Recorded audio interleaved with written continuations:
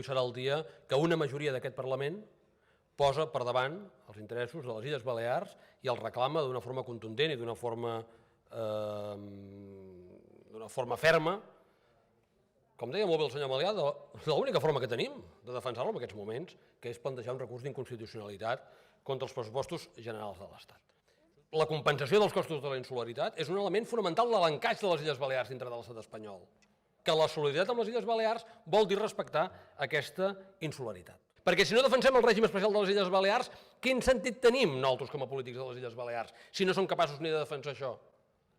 Si resulta que els nostres compromisos amb els partits estatals no ens fan ser més que una simple sucursal d'aquell partit estatal en aquestes illes. Enganyen a la gent dient que el que volem és acabar amb tota una sèrie de grans avantatges que els pressupostos generals de l'Estat donen per a les Illes Balears. I dic que enganyen a la gent per què? Perquè vostès diuen, em sembla que la xifra l'ha dit avui la presidenta, 2.000 milions, perquè aquests pressupostos contemplen 2.000 milions d'euros per a les Illes Balears. Sí, això en l'apartat de despeses. I en l'apartat d'ingressos, quants ingressos preveu provinents de les Illes Balears? Perquè són molts més. Són molts més. Les Illes Balears recapten impostos per valor de més de 6.000 milions d'euros. No anem a tombar els pressupostos generals de l'Estat, perquè el que anem a demanar és que el Tribunal Constitucional digui que uns pressupostos generals de l'Estat no contemplin el factor d'insularitat és inconstitucional.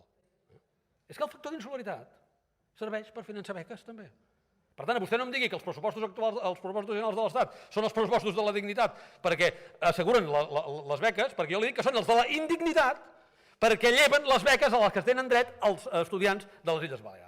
En definitiva, ja ho he dit, he fet la meva interpretació de per què uns partits estan a favor, els altres estan en contra, i he volgut reivindicar el paper dels partits sobiranistes, que són els que sempre, plogui o nevi, en qualsevol circumstància, defensen els drets dels ciutadans de les Illes Balears. Per tant, el meu últim missatge precisament és pels ciutadans de les Illes Balears: voteu partits de la terra, perquè són els que en qualsevol circumstància defensen els drets de les Illes Balears i especialment els de la insularitat.